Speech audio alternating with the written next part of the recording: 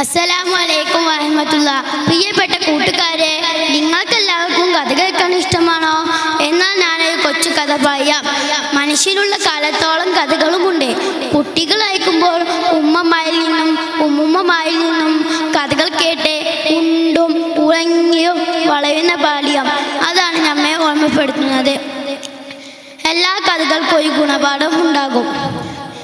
ഞാൻ ഇന്ന് പറയാൻ പോകുന്ന കഥയുടെ പേരെന്താണെന്ന് അറിയാമോ? സത്യസന്ധതയ്ക്കുള്ള അംഗീകാരം. മഹാനായിരുന്ന ഖാളി അബൂബക്കർ അൽ ബഗ്ദാദി റളിയല്ലാഹു അൻഹു മക്കയിൽ ജീവിച്ചിരിക്കുന്ന കാലം, ഒരു ദിവസം അദ്ദേഹത്തിന് കലശലായ വിശപ്പും ദാഹവും അനുഭവപ്പെട്ടു.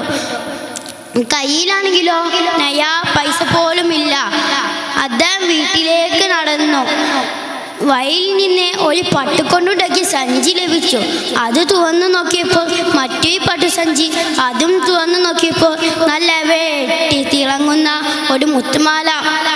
അതെടുത്ത് വീട്ടിൽ കൊണ്ടുപോയി സുരക്ഷിതമായി വെച്ചു.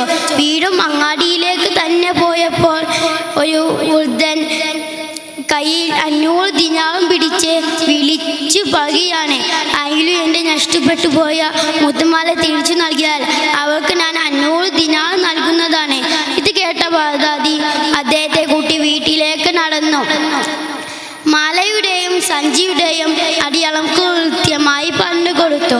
മാല അദ്ദേഹത്തിന് നൽകി. 500 ദിനാർ ബഗ്ദാദിക്ക് നൽകി.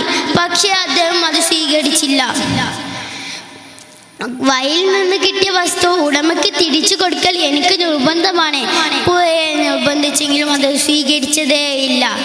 കുറെ കാലങ്ങൾക്ക് ശേഷം മക്കയിൽ നിന്ന് മറ്റൊരു നാട്ടിലേക്ക് യാത്ര ചെയ്യുകയായിരുന്നു ബഗ്ദാദി. പെട്ടെന്ന് കാറ്റും കോളും വന്നു. കപ്പൽ തകർന്നു. കപ്പലിലുള്ള എല്ലാവരും മരിച്ചു. പക്ഷേ ഒരാൾ മാത്രം ബാക്കിയായി. അദ്ദേഹം കപ്പലിലുള്ള ഒരു മരക്കഷ്ണത്തിൽ പിടിച്ച് നീന്തി വലിഞ്ഞ് മറുകര പറ്റി. അവിടുന്ന് ഒരു വള്ളിയിൽ പിടിച്ച് ഖുർആനിൽ മുഴുകിയിരുന്നു. അദ്ദേഹത്തിന് ഖിറാഅത്ത് കേട്ട ആളുകൾ അവർക്കും ഖിറാഅത്ത് പഠിപ്പിക്കാൻ ആവശ്യപ്പെട്ടു. ഖിറാഅത്ത് കേട്ട് എഴുത്തും വായനയും അറിയാമെന്ന് മനസ്സിലാക്കി അതും പഠിപ്പിച്ചു തരാൻ ആവശ്യപ്പെട്ടു. അങ്ങനെ അദ്ദേഹം അധ്യാപനം നടത്തി ജീവിച്ചു. ഒരു ദിവസം ഒരു കൂട്ടം ആളുകൾ വന്നു. അതിൽ ഒരു അനാഥ പെൺകുട്ടി കല്യാണം കഴിക്കാൻ ആവശ്യപ്പെട്ടു. ആദ്യം ഒന്നും സമ്മതിച്ചില്ലെങ്കിലും പിന്നെ വിവാഹത്തിന് നിർബന്ധരായി. വിവാഹ ദിവസം മണവാട്ടിയെ കഴുത്തിൽ കിടന്ന മുത്തുമാല കണ്ട് അദ്ദേഹം അതിശയിച്ചു.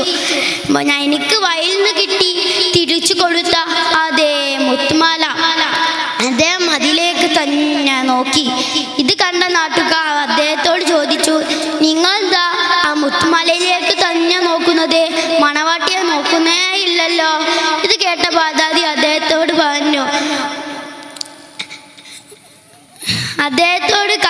മുത്തുമാലയ്ക്ക് പിന്നിലുള്ള കഥകൾ പറയാൻ തുടങ്ങി. ഇത് കേട്ട ആളുകൾ തക്ബീർ ചൊല്ലാനും തുടങ്ങി. അല്ലാഹു അക്ബർ, അല്ലാഹു അക്ബർ, അല്ലാഹു അക്ബർ. ആളുകൾ അന്വേഷിച്ചിട്ട് പറഞ്ഞു, എനിക്ക് വഴിയിൽ നിന്ന് ആളുകൾ അന്വേഷിച്ചിട്ട് പറഞ്ഞു, ആ കുട്ടിയുടെ ഉപ്പക്കാണ് നിങ്ങൾ അന്ന് ആ മുത്തുമാല നൽകിയത്. അദ്ദേഹം ഇടയ്ക്കിടയ്ക്ക് പറയാറുണ്ട്, ആ മാല തിരിച്ചു നൽകിയ വ്യക്തിയെ പോലെ ഈ ലോകത്ത് എവിടെയും ഒരു മുസ്ലിം ഇല്ല എന്ന്. എന്നിട്ട് എൻ്റെ മകളെയും അവരെയും ഒരുമിച്ച് കൂട്ടണേ എന്ന് പ്രാർത്ഥിക്കാറുമുണ്ട്. അങ്ങനെ അവർ കല്യാണം കഴിഞ്ഞു നല്ല നിലയിൽ ജീവിച്ചു. അവർക്ക് 2 കുട്ടികളും പിറന്നു. കൂട്ടുകാരെ, ഇതിൽ നിന്നുള്ള ഗുണപാഠം എന്താണ്? സത്യസന്ധത എവിടെയും വിജയിക്കും. അസ്സലാമു അലൈക്കും വറഹ്മത്തുള്ളാഹി.